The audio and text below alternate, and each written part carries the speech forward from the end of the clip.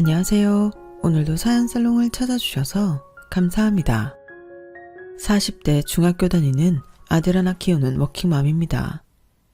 이제 곧 있으면 명절이 다가오네요. 며느리라면 당연히 다가오는 명절이 마냥 반갑지만은 않을 텐데요. 이런 말 조심스럽지만 저는 명절이 기다려지는 사람 중에 한 명입니다. 솔직한 심정으로 저는 명절이 1년에 2번이 아닌 한 4번 정도 있었으면 좋겠어요.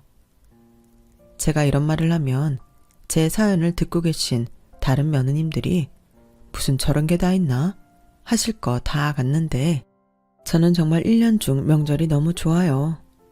미리부터 고백하자면 저는 며느리긴 하지만 시댁에 가지 않는 며느리거든요. 그뿐만이 아니고 명절이면 남편과 아들은 명절 새고 오라고 시댁에 몽땅 보내버리고 혼자 집에서 명절 연휴를 만끽하는데요. 이거 정말 너무 편하고 천국이 따로 없어요. 그리고 그런 저와 반대로 시어머님은 매년 돌아오는 명절마다 심기가 불편하겠지만 그렇다고 저한테 당신 집에 오라는 말은 절대 할 수 없으니 아마도 그 성격에 양만 잔뜩 오를 텐데요. 그래도 저는 상관없어요. 왜냐고요? 저는 그만큼 시어머니한테 맺힌 게 많거든요.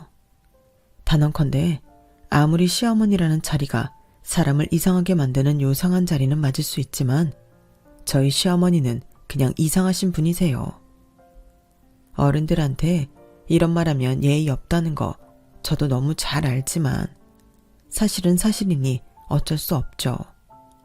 이건 아들인 남편도 인정하는 바거든요. 그리고 남편은 저한테 시어머니 얘기는 일절 전하지 않는데요. 이렇게 되기까지 크고 작은 일들이 많았는데 오늘은 유독 그날의 사건이 떠올라 한 번쯤 저도 제 사연을 써보고 싶어졌어요. 제가 평소 즐겨 듣는 사연살롱에서 제 사연이 방송된다면 영광일 것 같거든요.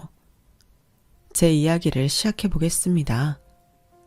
저와 남편은 대학 때 만나 장장 5년을 연애한 끝에 결혼한 장수 커플이었어요. 다른 연인들처럼 사소한 걸로 싸우고 작은 일에 울고 웃다 보니 어느덧 둘 다 사회인이 되어 있었죠. 남편은 이름만 대면 다 아는 대기업에 다니고 있어요. 지금도요. 그리고 저는 남편과 같은 업종의 다른 대기업에 다니다 이젠 제법 중견기업이 된 작은 회사에 이사로 이직을 해서 지금까지 다니고 있는데요. 제가 다니고 있는 회사 대표님이 저를 정말 아껴주신 사수셨거든요. 하나부터 10까지 지금의 저를 만들어주신 분이라고 해도 과언이 아닐 정도로 저한텐 정말 잘해주신 분이셨는데 그분이 저한테 기존에 받고 있는 연봉보다 더 높은 연봉으로 스카우트 제의를 해주셔서 저는 고민도 하지 않고 이직을 결심하게 되었어요. 물론 주변에서는 그래도 대기업인데 아깝지 않냐고 우려하는 목소리도 있었지만 저는 저를 인정해주고 제 능력에 대한 보상도 더 높게 해주는 지금의 회사에 가고 싶었죠. 그런데 저희 시어머니는 제가 능력이 부족해서 대기업에서 잘리고 작은 회사로 옮겨갔다고 생각하셨는데 아무리 아니라고 설명을 드려도 워낙 단신 듣고 싶은 대로 되는 양반이라 나중엔 포기했어요.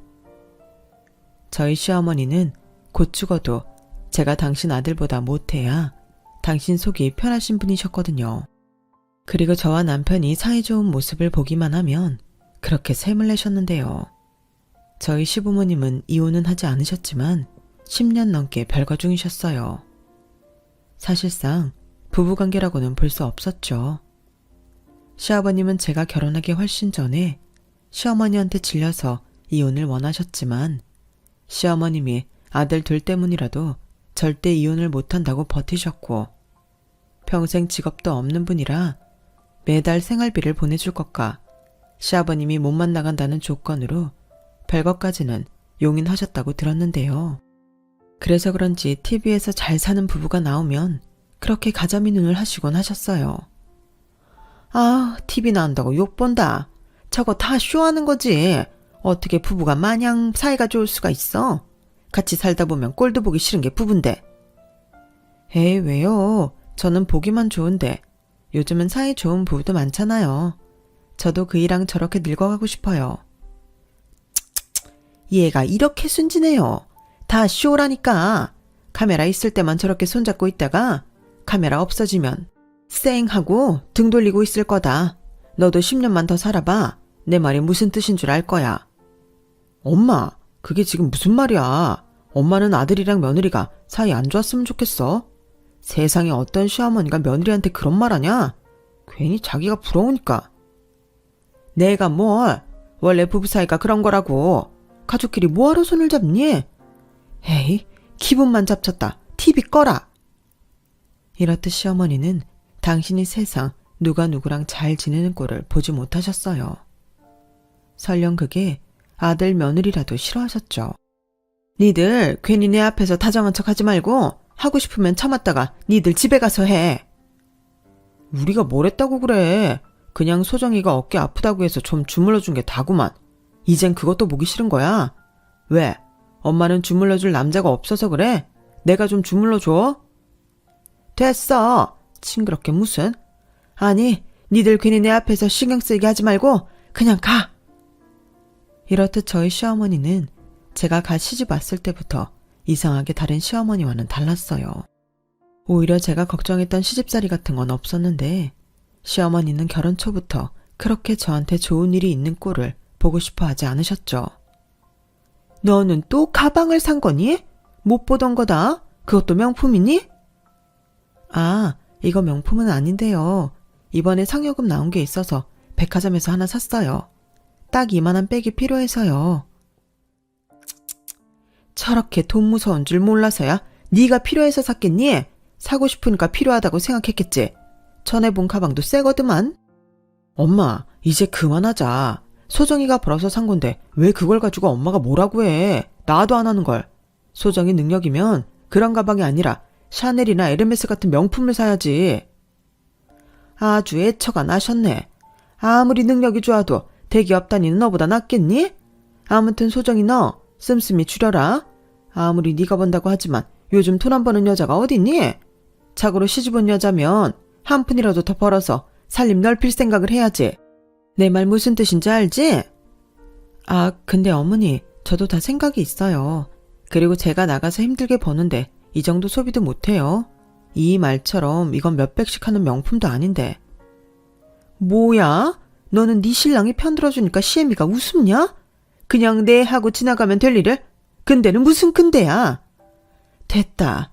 니들 때문에 나 기분 나빠졌으니까 용돈이나 주고 얼른 가라.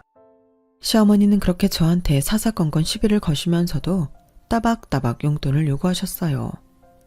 그리고 저한테는 돈 아껴야 한다고, 저는 사치가 심하다고 하시면서도 당신 용돈은 많이 주길 원하셨는데요. 이건 또 무슨 논리인지. 요즘 물가가 좀 높아야지. 그렇다고 시골 구석에 처박혀 있는 남편한테 생활비 더 달라는 말은 하기 싫고, 그럼 어떡해? 니들이 조금이라도 더 챙겨줘야 하지 않겠니? 니들은 한참 버는 중이잖아. 효도는 원래 할 수 있을 때 하는 거다. 이렇듯 저는 결혼 후 시어머니의 계속되는 이중적인 모습에 조금씩 피로감을 느꼈어요. 그리고 남편은 그런 자기 엄마를 세상 창피해하고 민망해했는데 문제는 시어머니인 본인만 그걸 모른다는 거였죠. 그뿐만이 아니었어요. 저희 시어머니는 당신은 절대 인정하지 않으시겠지만 자존감이 낮다 못해 바닥이셨는데요. 저희 시어머니는 당신 주변 사람들한테는 거짓말로 당신을 포장하기 바쁘셨더라고요. 저도 그건 모르고 있던 사실이었는데 우연히 동네 마트에서 시어머니 지인을 만나고 그걸 알게 되었어요. 그날 정말 생각해도 얼굴이 다 화끈거리는데 살면서 다시는 경험하고 싶지 않은 그런 날이었어요. 어머, 자기 마트 왔어? 여기서 우연히 만나니까 더 반갑네. 옆에 누구? 전에 대기업 임원이라는 며느리? 어머나, 말로만 듣다가 실제로 보니까 엄청 지적으로 생겼네. 자기 아들이랑 잘 어울린다. 뭐, 그렇지. 자기는 장 다 봤어? 다 봤으면 이만 가지? 아 참, 그래. 내가 괜히 방해했네. 아, 그리고 남편은 해외에서 언제 와? 집에 한번 다녀간다고 했잖아. 우리 다음 달에 송악산 둘레길 다녀오려고 하는데 자기 남편 오는 날 아니면 같이 가자. 둘레길? 좋지. 그래. 내가 우리 그이한테 물어볼게. 아마 바빠서 오고 싶어도 못 올 거야. 그래. 그럼 그렇게 알고 있을게. 며느님, 오늘 만나서 반가웠어요. 다음에 또 봐요. 저는 그때 이게 다 무슨 말인가? 조금 벙찐 얼굴로 시어머니를 쳐다볼 뿐 아무 말도 못했어요. 대기업 임원은 뭐고 이혼한 시아버님이 왜 해외에 계신다는 건지. 그러자 시어머님이 그러시더라고요. 이상하게 생각할 거 없다. 괜히 친하지도 않은 사람한테 미주알 고주알 내 사정 다 말할 필요가 없어서 대충 둘러댄 거야. 괜히 여자들 많은 데서 이상한 얘기 돌면 그것만큼 피곤한 일이 없거든. 그러니까 우리 아들한테 말할 것도 없고 너도 잊어버려라. 아니, 아무리 소문이 걱정된다고 한들 거짓말까지 할 필요가 있나요? 저는 그날 이후 시어머님이 밖에서 어떻게 하고 다니시는지 대충 그림이 그려졌어요. 그리고 그때까지는 그냥 시어머님이 스스로 창피하셔서 들키지 않으려고 그러셨나 보다. 나름 이해하려 노력하고 남편한테도 말하지 않았는데요. 제가 아무리 마음을 쓴들 보람은 없더군요. 시어머님은 남들 앞에서 거짓 자랑을 하고 다니시느라 그야말로 쓸데없는 돈을 많이 쓰고 계셨어요. 그리고 이왕 들킨 거 잘 됐다고 생각하셨는지 저한테만 집요하게 용돈을 요구하셨는데 더는 눈 감을 수 없어서 남편한테 전부 다 말해버렸죠. 제가 약점 잡힌 것도 아닌데 그걸 혼자 끙끙 앓고 있을 이유가 없잖아요. 그러자 남편은 제 말에 뒤집어졌고 시어머니 댁에 가서 한바탕 난리를 치고 온 모양이었는데 그날 이후 시어머니는 저만 보면 이를 부득부득 하셨어요. 그리고는 제가 시집와서 집안에 분란만 일으킨다며 저에게 막 뭐라고 하시는데 말은 바로 해야지. 집안에 분란을 일으킨 게 저인가요? 저는 그때부터 시어머니와 몸과 마음의 거리가 멀어지기 시작했어요. 그래도 그때까지는 제 감정과는 별개로 할 도리는 하는 며느리였는데 시어머니는 그런 제가 속이 좁고 애교도 없다며 저한테 늘 불만이 많으셨고 제 심기를 건드리는 막말을 정말 자주 하셨는데 와, 이건 사람의 인내심을 시험하는 것도 아니고 저도 점점 참을 수가 없더군요. 그리고 근 5년 넘게 저와 시어머니는 만나면 앙숙처럼 지냈는데 마음 같아서는 시댁이고 나발이고 모른 척 하고 싶었지만 그래도 나중에 뒷말 듣고 싶지 않아서 여전히 그때까지도 할 도리는 다 했어요. 그래서 남편이 그 부분에서는 저한테 고마운 마음이 컸는데 남편뿐만 아니라 시어머니와 벌거 죽인 시아버지까지 네가 고생이 많지? 네 시어머니가 보통 여자가 아닌데 내가 늘 너한테 고맙고 미안하다 라며 제 마음을 헤아려 주시니 그거 보고 참고 살았어요. 그러다 그 사건이 일어난 거예요. 그때는 한참 제가 근 1년 동안 야근에 특근까지 하며 회사에 사활이 걸린 프로젝트를 성공시켰을 때였는데 그때 뜻밖의 성과금을 꽤 많이 받게 되었죠. 저도 깜짝 놀랐어요. 그리고 제 통장에 들어온 성과금 액수를 확인하고 내내 벼르고만 있던 제 로망을 실현시키기로 했는데요. 그건 바로 제 드림카를 사는 거였어요. 제가 결혼 전부터 차 욕심은 있었는데 결혼하고 얼마 있지 않아서 아이까지 생기니 사실 그럴 엄두는 나지 않더라고요. 애한테 들어가는 돈이 어마무시하잖아요. 게다가 그 무렵 남편이 패밀리카로 쓸 신형 SUV를 뽑기도 했는데 그 할부며 유지비가 있으니 저는 그냥 경제적인 경차를 끌고 다녔죠. 그런데요, 경차 운전해보신 분들이라면 아마 다 아실 텐데 평소에도 경차라고 운전하다 무시당하는 일도 많고 폭우라도 오는 날엔 운전하기가 무서워 아예 그날은 차를 포기하고 대중교통을 이용했거든요. 거기에 제 차는 처음부터 중고차를 구매한 거라 수리비도 제법 많이 나오는 아이였고 그렇다 보니 저는 늘 속으로 와, 로또라도 맞으면 난 당장 차부터 산다. 뭐 그런 희망을 갖고 있었는데 뜻밖의 큰 돈도 생겼겠다.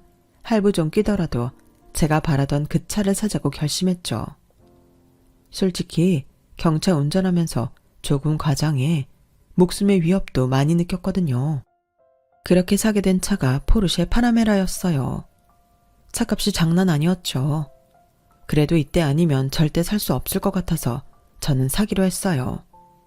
그런데 시어머니가 제 차 가격을 아시고는 너는 무슨 여자가 남자도 아니고 차 욕심이 그렇게 많냐? 어차피 큰 차도 있는데 그냥 봐서 싼 걸로 사면 될걸? 굳이 외제차를? 애 엄마가 쓸데없이 겁만 들어서? 하며 핀잔을 주셨는데 저는 굴하지 않았죠. 그리고 당당하게 이렇게 말했어요. 어머니, 애 엄마는 뭐 좋은 차 끌면 안 되나요? 저도 애들 태우고 다니고 하는데 튼튼하고 좋은 차면 좋죠. 그리고 어머니도 승용차 좋은 거 풀옵션 끌고 다니시잖아요. 그야 나는 나이도 있고 체면도 있으니까 그런 거지. 그리고 내 주변의 며느리를 대부분 작은 차 끌고 다녀. 그러지 말고 경차 싫으면 그냥 중형차로 저렴한 걸로 해라. 엄마, 그만해. 왜 자꾸 소정이한테 뭐라고 해. 나도 소정이 그 똥차 타는 거 싫었어. 엄마는 모르지? 그 차 지난달에도 길에서 퍼진 거. 내가 그때 소정이한테 폐차시키라고 얼마나 뭐라고 한 줄 알아? 근데 소정이가 돈 아낀다고 여태 고쳐서 끌고 다녔어. 그래서 이참에 잘 됐다 싶은 거야. 비싸도 뭐 능력이 되니까 타는 거지. 등신, 넌 네 마누라가 너보다 더 좋은 차 끌고 다닌 거 배도 안 아프냐? 뭐야, 엄마 그거였어? 그래서 내내 소정이한테 시비 건 거야? 나는 하나도 배 안 아파. 솔직히 멋있지. 성과금 1억씩 받는 사람이 어디 있는 줄 알아? 엄마는 며느리 장하다고 칭찬은 못 해줄 망정. 남편은 늘 그렇게 시어머니한테 제가 한 소리 들으면 나서서 제 대신 제가 하고 싶은 말을 다 해줬어요.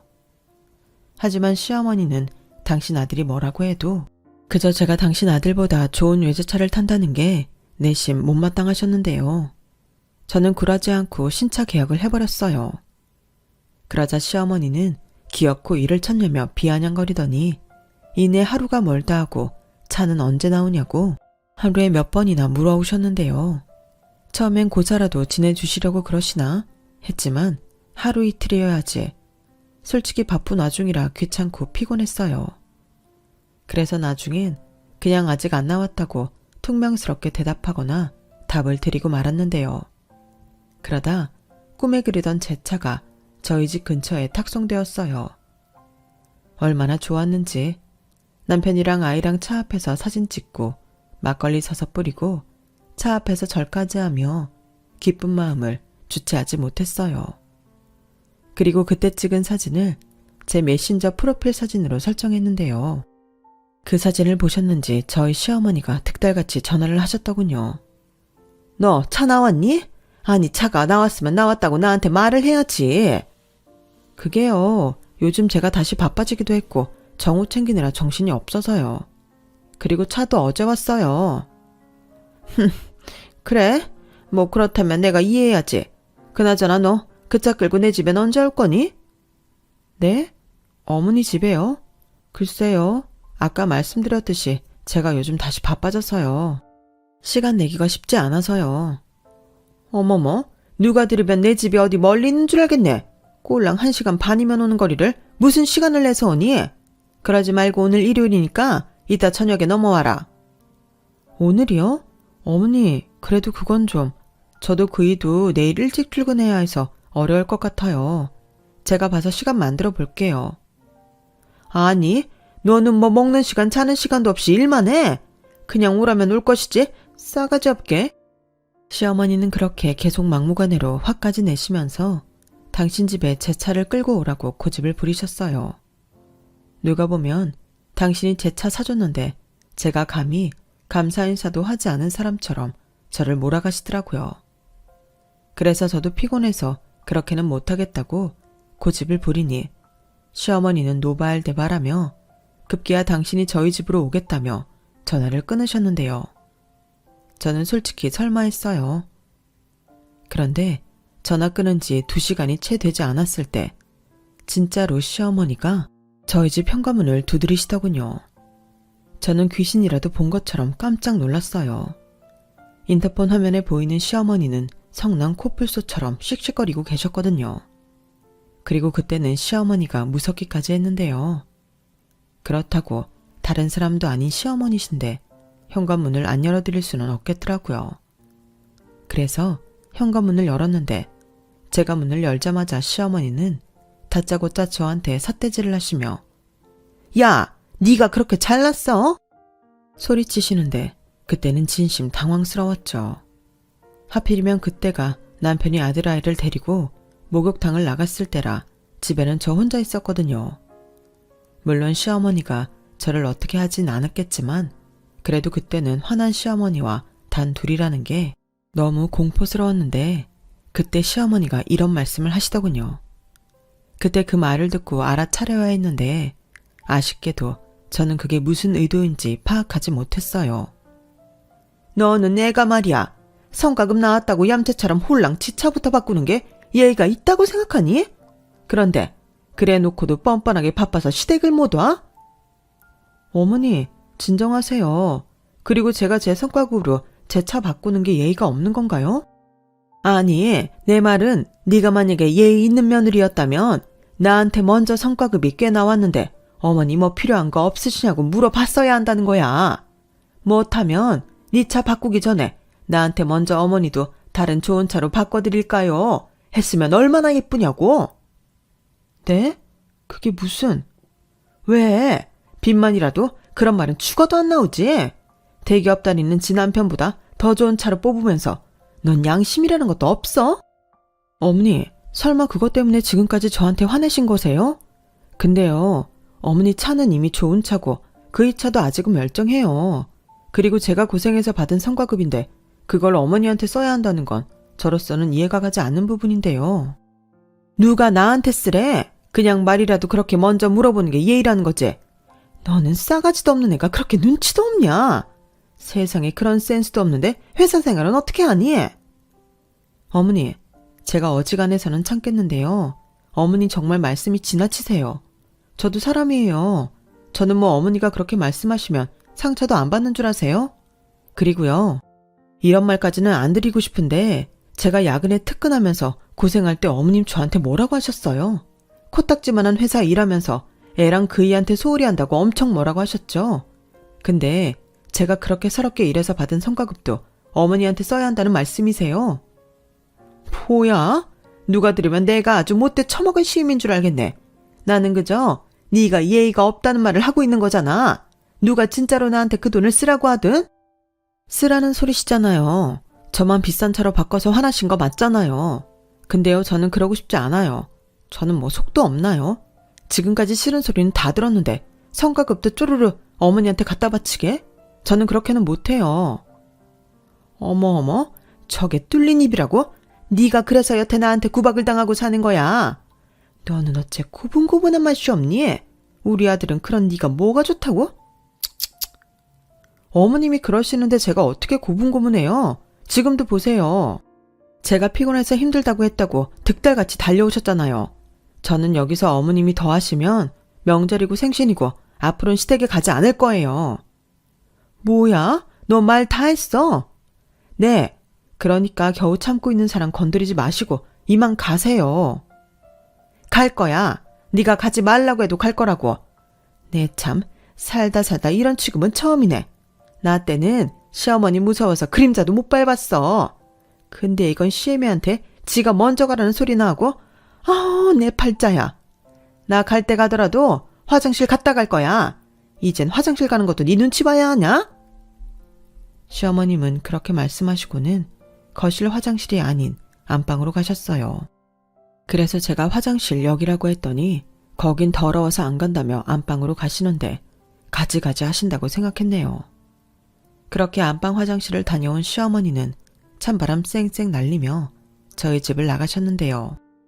황당하면서도 저도 분이 풀리지 않았어요.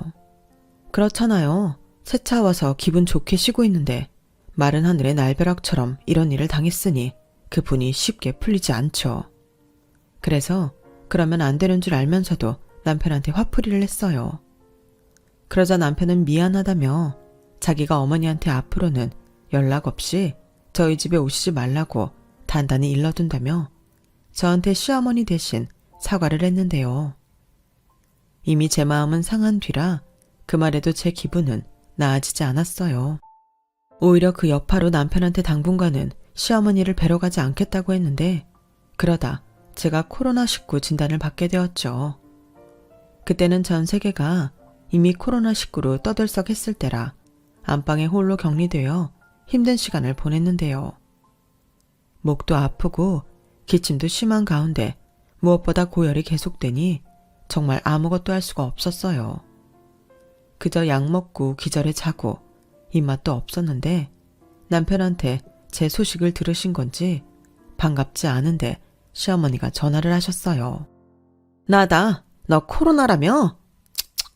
집에 남편이랑 애도 있는 애가 관리가 그렇게 허술해서 되겠니? 아범한테 들으니 안방에 격리 중이라며?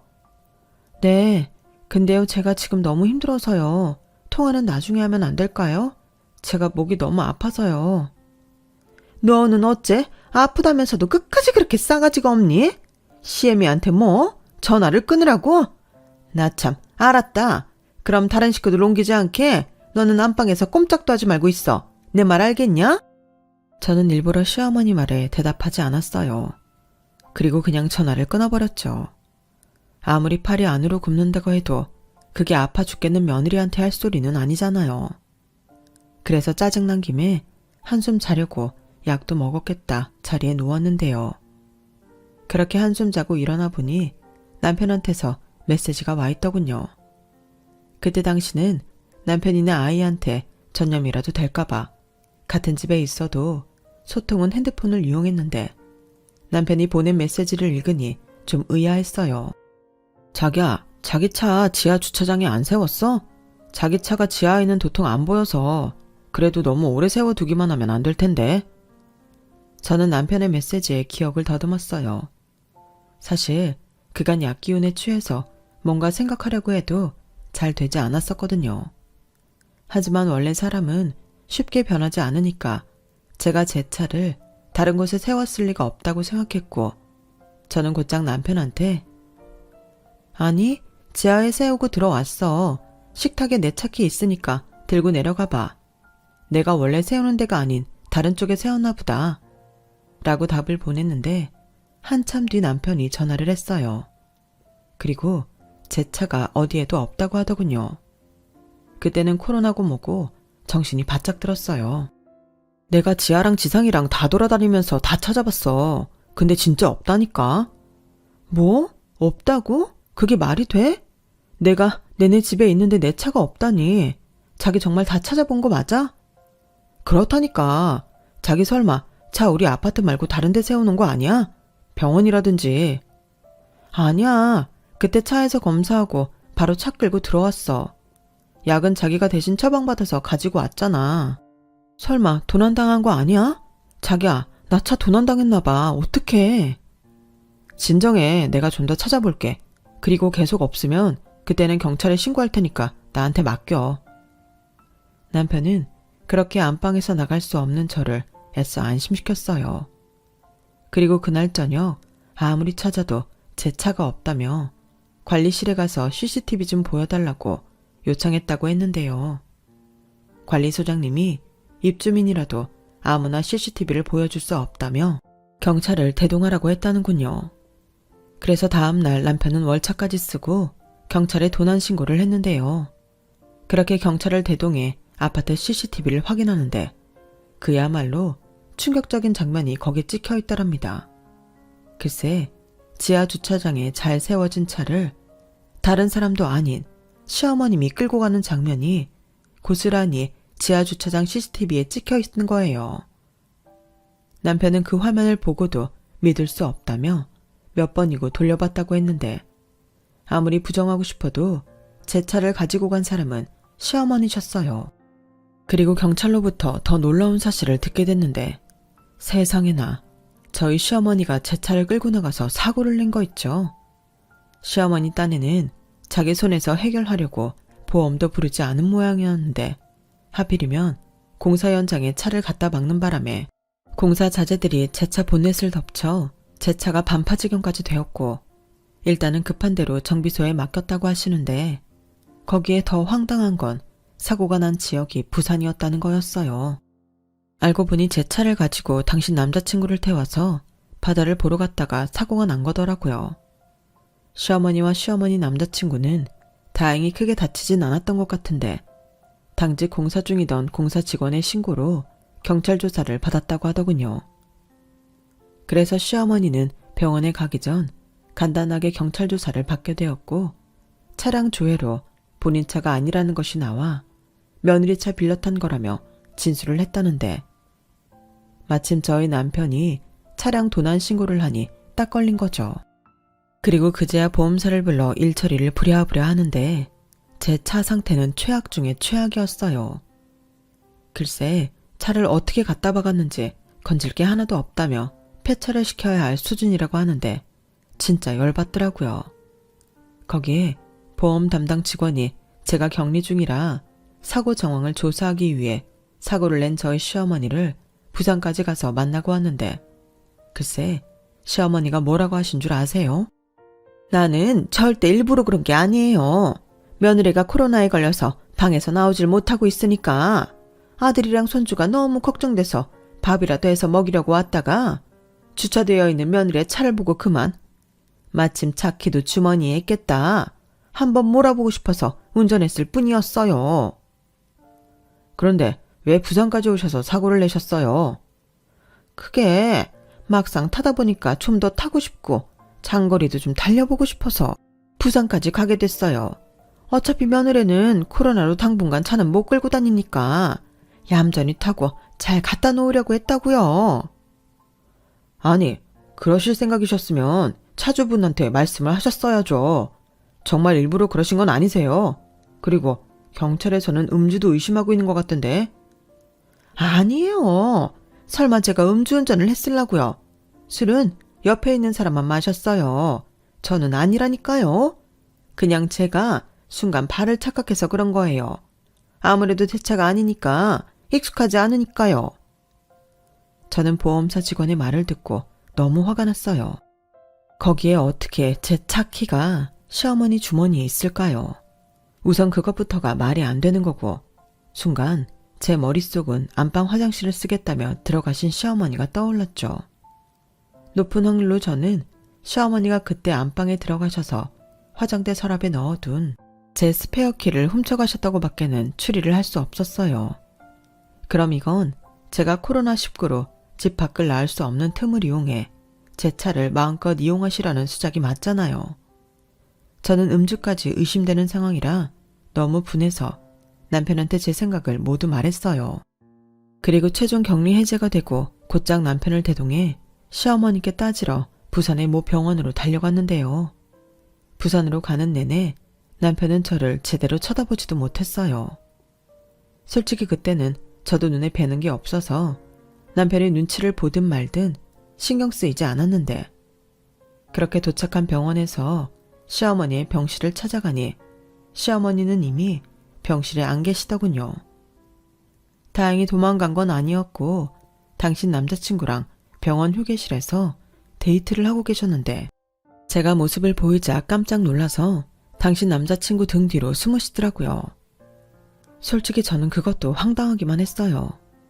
시어머니한테 남자친구가 있다는 사실도 이번 사고로 알게 되었거니와 자기가 잘못해놓고 비겁하게 자기 남자친구 뒤로 숨었다는 게 너무 짜증이 났어요. 하지만 여기서 화를 내봤자 시어머니는 입을 더 굳게 닫을 것이 뻔하니 일단 끓어오르는 화를 참고 시어머니께 왜 그랬는지 차분히 설명 좀 해보라고 했네요. 어머니, 저 딱 한 번만 물어볼게요. 기회는 딱 한 번이니까 그냥 거짓말 하지 마시고 사실대로 말씀해 주세요. 제 차 키 왜 가져가셨어요? 뭐? 가져가긴. 너는 내가 네 차 키를 훔치기라도 했다는 거냐? 그럼 아니에요. 효진아, 아니야. 내가 왜 그런 짓을 하니? 이건 진짜 우연이었고 순간 나도 그 차 한번 끌어보고 싶다는 호기심에 일어난 사건이야. 우연이요? 호기심이요? 지금 어머니 때문에 제 차가 어떻게 된 줄 아세요? 전에는 다짜고짜 새 차 끌고 시댁에 안 온다고 화를 내시더니 이거 다 일부러 그러신 거죠? 제가 아파서 꼼짝달싹 못하니까 그 기간 동안 어머니가 제 차 타려고 그러신 거잖아요. 세상에나 규진아, 네 차 좀 말려봐라. 제가 저러다 엄마를 도둑 몰겠다. 엄마, 나도 소정이랑 같은 생각이야. 그 차 키가 엄마한테 왜 있어? 그 키 소정이가 화장대 서랍에 넣어둔 거래. 근데 그걸 왜 엄마가 갖고 있는 거야? 그래. 내가 안방 화장실 쓰러 들어갔을 때 쟤는 화장품이랑 기금속 뭐 쓰는지 한번 보고 싶어서 좀 만졌다. 근데 진짜 만지기만 했어. 그리고 그냥 나왔는데 그 차 키가 어디서 딸려왔는지 내 주머니에 있었다. 뭐? 그게 말이 돼? 차 키가 어쩌다 딸려간 거라고? 그래. 너까지 나를 못 믿으면 엄마는 어떡해? 너는 나를 믿어줘야지. 믿을 수 있어야 믿지. 엄마는 이 상황이 지금 그렇게 거짓말로 넘어갈 수 있는 상황 같아? 거짓말? 아니 너 정말? 이게 다 네 처 때문이지. 제가 여기 오면서 내 아들을 얼마나 쥐잡듯 잡았으면 착하기만 한 내 아들이 저런 말을 해. 엄마, 제발 그만 좀 해. 내가 진짜 엄마 때문에 얼마나 창피한 줄 알아? 남의 차 몰래 끌고 나가서 엄마는 남자 만나서 기분 낸다고 부산까지 갔잖아. 그래, 내가 욕심나서 그랬다. 처음엔 진짜 승차감만 보려고 탔어. 근데 몰아보니 좀 타고 싶더라.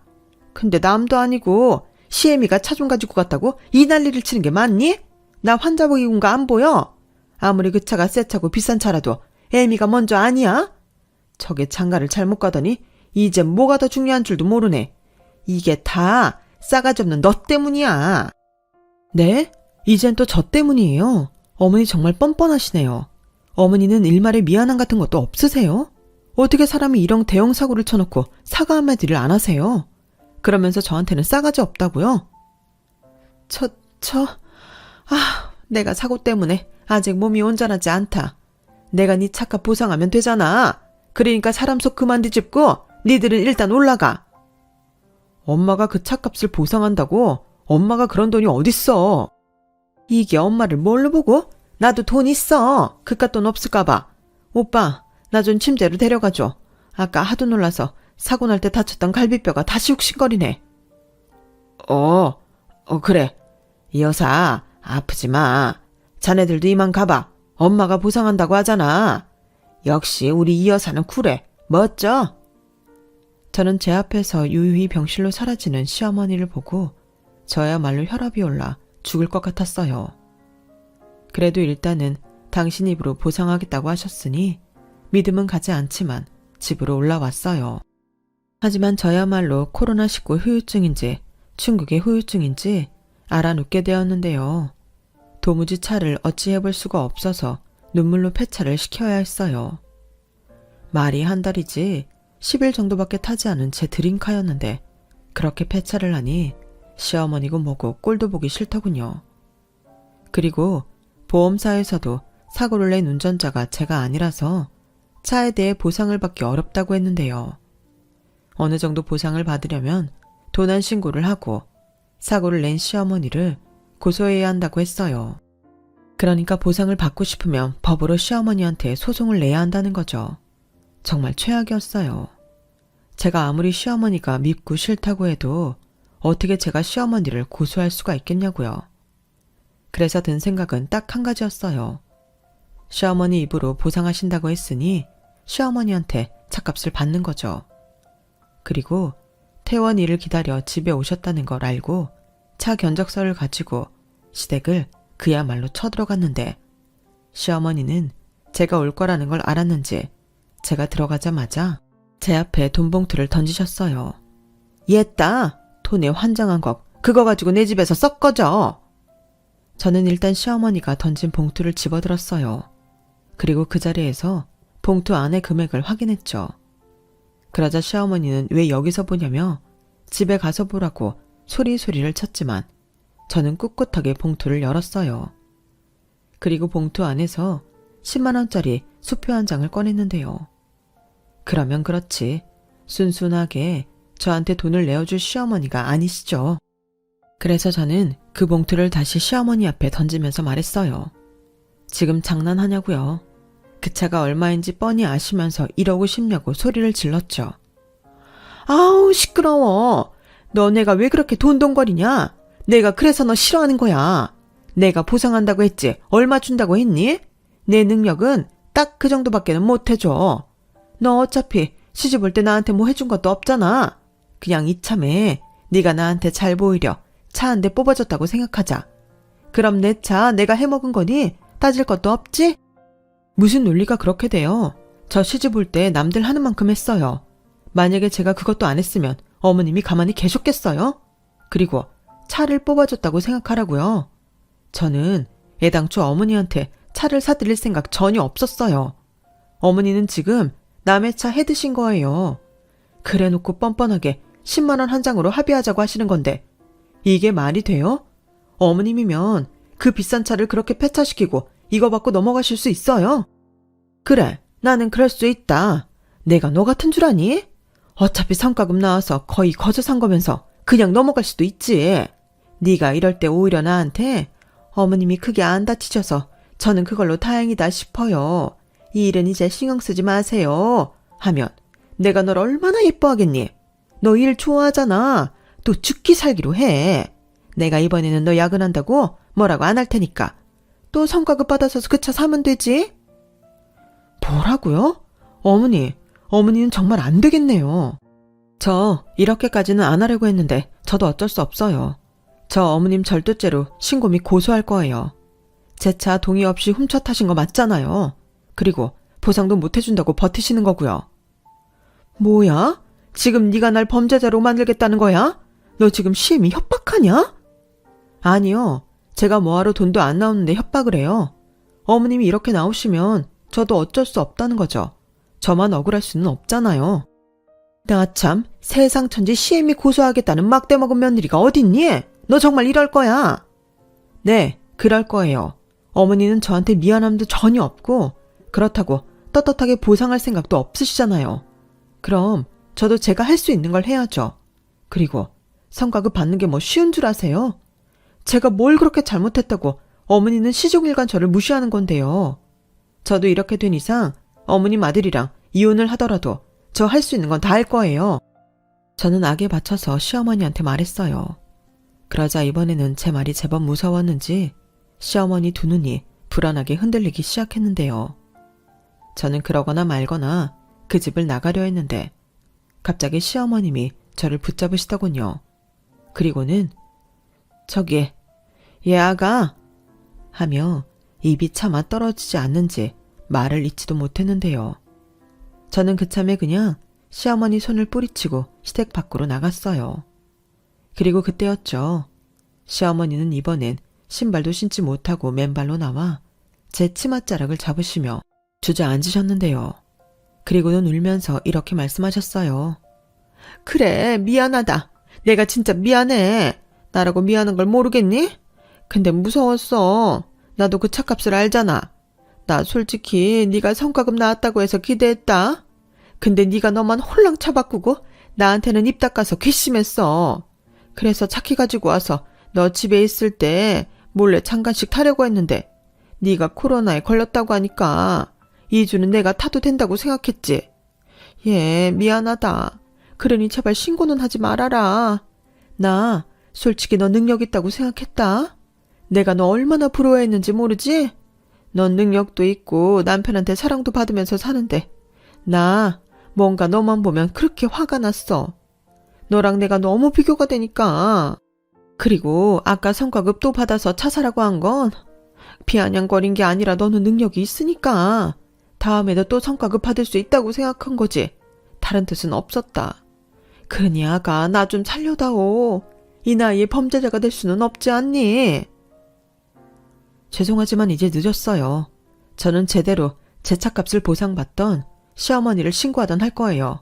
저도 진짜 오래 참았어요. 이번 기회에 어머님이 저한테 어떻게 하셨는지 좀 곱씹어 볼 수 있었으면 좋겠네요. 그러니까 이거 놓으세요. 저는 시어머니가 붙잡고 있는 치마를 찢어지든 말든 힘으로 잡아당겨서 빼냈어요. 그리고 뒤도 돌아보지도 않고 시댁을 나왔고 남편한테도 제 결심을 말했는데요. 남편은 아무 말도 하지 못하더군요. 자기도 차마 저한테 이래라 저래라 할 수가 없는 거겠죠. 그래서 저는 일단 아들애만 데리고 친정으로 갔고 그간 저한테 있었던 일들을 모르고 계시던 친정 부모님은 여태 그런 줄도 몰랐다며 한탄하셨는데요. 그렇게 이틀이 지나고 시아버님께 연락이 왔어요. 올라올 테니 당신을 한번 만나자고 하시더군요. 그래서 퇴근 후 시아버님을 뵈러 나갔는데요. 그곳엔 남편도 나와 있더군요. 예, 아가, 오랜만이다. 정우 돌 때 보고 거의 처음이니까. 네, 아버님, 그동안 잘 지내셨어요? 자주 못 찾아뵈서 죄송해요. 죄송하긴, 너도 바쁘고 정신이 없어서 그런 건데 나는 하나도 서운하지 않다. 그나저나 네가 네 시어머니 상대하느라 고생이 많지? 네 시어머니한테 대충 얘기는 들었다. 그 사람이 이번에 아주 크게 사고를 쳤다고? 네, 그래서 이번엔 안 참으려고요. 저도 그동안 너무 힘들었고, 그래서 정말 이혼이라도 하려는 거야? 나도 네 시어머니한테 질려서 이혼하고 싶은 사람이었지만 니들은 둘 사이에 별다른 문제도 없지 않니? 돈 때문에 그러는 거라면 네가 마음을 좀 돌려다오. 아버님, 물론 돈 때문이 아니라고는 솔직히 말 못하겠어요.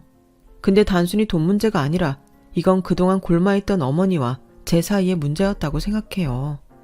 저는 앞으로도 그런 어머니를 감당할 자신이 없어요. 소정아, 자기한테는 미안하다고 생각해. 근데 이젠 내가 너무 힘들어. 아유, 정말 그 한 사람이 여러 사람을 힘들게 하는구나. 얘 아가, 그래도 나를 보고 한번 넘어가면 안 되겠니? 그렇다고 네 시어미를 다시 받아주라는 건 절대 아니다. 너 보기 싫으면 평생 보지 말고 살아라. 나는 이참에 정말로 이혼을 할 생각이거든. 그 사람도 궁지에 몰렸는지 나한테 네 차값을 좀 해주라고 하더구나. 그래서 내가 그러겠다고 했다. 네? 아버님이요? 아니에요. 아버님이 왜 그 돈을 주세요? 저는 싫어요. 아니, 받아라. 나도 네 도움 받는 거야. 나 그 돈 해주고 그 사람이랑 영영 갈라서기로 했다. 너도 대충은 들어서 할 거 아니냐? 내가 얼마나 이혼하고 싶었는지. 그래서 이참에 진짜 이혼하고 속 편하게 살려고. 아빠, 그게 정말이세요? 그래, 솔직히 내 입장에서는 반가운 제안이지. 그래서 이렇게 부탁하려고 보자고 했다. 나는 니들만큼은 잘 살았으면 좋겠어. 둘 사이에 문제가 있어서 이혼하겠다고 한다면 내가 말릴 수 없지만 그게 다른 이유라면 마음을 돌려줄 수 없겠니? 저는 시아버님의 말에 솔직히 흔들렸어요. 이젠 더는 시어머니를 보지 않고 살아도 되고 차값을 모두 보상받을 수 있다고 생각하니 제 마음의 응어리도 좀 풀리는 것 같았거든요. 그리고 저를 금방이라도 울 것 같은 그렁그렁한 눈으로 보는 남편을 보니 제 마음이 계속 약해지더라고요. 저는 끝내 시아버님의 말씀을 듣기로 했어요. 그리고 시아버님이 시어머니 대신 주신 돈으로 폐차된 같은 차를 다시 샀고 지금까지도 안전하게 타고 있는데요. 앞서 말한 대로 앞으로도 계속 시어머니는 보지 않고 살아갈 생각입니다. 대신 다소 늦은 감이 없지 않지만 시아버님을 챙겨드리며 지내고 있어요. 꼭 돈 때문이 아니라 그때 그 사건으로 시아버님이야말로 정말 시부모님이라는 생각이 들었거든요. 그래서 때 되면 반찬도 가져다 드리고 계절마다 새 옷도 사서 가져다 드리는데 말씀으로는 됐다고 하시지만 아이처럼 좋아하시는 모습에 저는 앞으로도 시어머님은 안 챙기더라도 시아버님은 제가 좀 챙기면서 살려고요. 그리고 시어머니는 매달 시아버님께 받던 생활비가 끊겨 힘드셨는지 카드며 대출 같은 걸 마구잡이로 이용하셨고 급기야 그걸 해결하기 위해 살고 있던 집을 파셔야 했는데요. 그래서 지금은 단칸방에서 월세 생활을 하고 계신데 그때 만났던 남자친구라는 사람도 시어머니와 같은 부류의 사람이었는지 시어머님이 집도 절도 없게 되자 바로 연락 두절했다더군요. 핸드폰 번호까지 바꾸고 잠수를 탔다는데 그래서인지 시어머니는 거의 알아눕다시피 폐인이 되셨죠. 그러니 남편이 차마 그런 어머니를 외면하지 못하고 챙기는 건데 자기가 자기 엄마 챙긴다는데 그건 제가 말릴 수 없더라고요. 그래서 저한테 강요하지만 않으면 그건 앞으로도 남편한테 맡길 생각입니다. 시어머니는 내심 제가 마음을 돌려서 합가라도 하길 원하시는 것 같지만 택도 없죠. 그거 하나 보고 이혼 안 한 건데 누구 좋으라고 제가 그 짓을 해요. 그래서 그 부분은 남편한테 단단히 일러뒀고 행여 정말로 시어머니와 합가를 해야 하는 상황이 된다면 그때는 정말 이혼하기로 남편과 약속을 했어요. 제가 좀 너무한가요? 그래도 저는 제 선택을 후회하지 않습니다. 어찌 보면 남들과 조금은 다른 생활을 하는 며느리지만 제가 지금이 만족스럽고 행복하면 그만 아닌가요? 그래서 앞으로도 저는 시어머니는 보지 않고 가끔 시아버님께 인사만 다녀오며 지내려고 해요. 저는 늘 생각해요. 며느리는 죄인이 아니잖아요. 내 자식이 귀하면 남의 자식도 귀한 거고 오히려 남의 자식이라 더 조심하며 예의를 갖춰야 하는 게 맞는데 왜들 그렇게 시어머니만 되면 며느리한테 갑질을 하려고 하는 건지. 저도 아들을 키우는 엄마지만 그런 시어머니는 되지 않도록 미리부터 마음의 단련을 해둬야 할까 봐요. 요즘처럼 힘든 세상에 내 아들이랑 살아주는 거 고마운 거 아닌가요? 서로 고마워하며 존중하는 마음이 있다면 아마 제가 겪었던 어이없는 일들은 일어나지 않을 거라고 생각해요. 제 사연을 들어주신 분들 중에는 며느님도 또 시어머님도 계시겠죠? 가족이라고는 하나 완전히 섞일 수는 없는 사이가 며느리와 시어머니가 아닐까 생각합니다. 그때는 그냥 섞일 수 없음을 인정하면 어떨까 합니다. 친엄마가 아니고 친딸이 아닌데 어떻게 그렇게 잘 섞일 수 있나요? 만약 잘 섞여서 지내고 계신다면 분명 그건 한쪽에서 엄청 큰 노력을 하고 있는 거예요. 정말 고마운 일이죠. 고마운 걸 고맙다고 말할 수 있고 미안한 걸 미안하다고 말할 수 있는 그런 건강한 관계. 저는 비록 실패했지만 여러분들은 성공하셨으면 좋겠습니다. 부디 며느리도 시어머니도 서로 상처 주지 말고 사랑으로 품어줄 수 있기를 소망하며 저는 여기서 마치겠습니다. 지금까지 제 이야기 함께 해주셔서 감사드리고요. 건강 잘 챙기시고 오늘 하루도 기분 좋게 마무리하시길 진심으로 바랄게요. 그럼 안녕히 계세요. 여러분, 사연 댓글에 응원과 현명한 조언 부탁드려요. 좋아요와 구독은 저에게 큰 힘이 됩니다. 오늘도 좋은 일 가득하세요.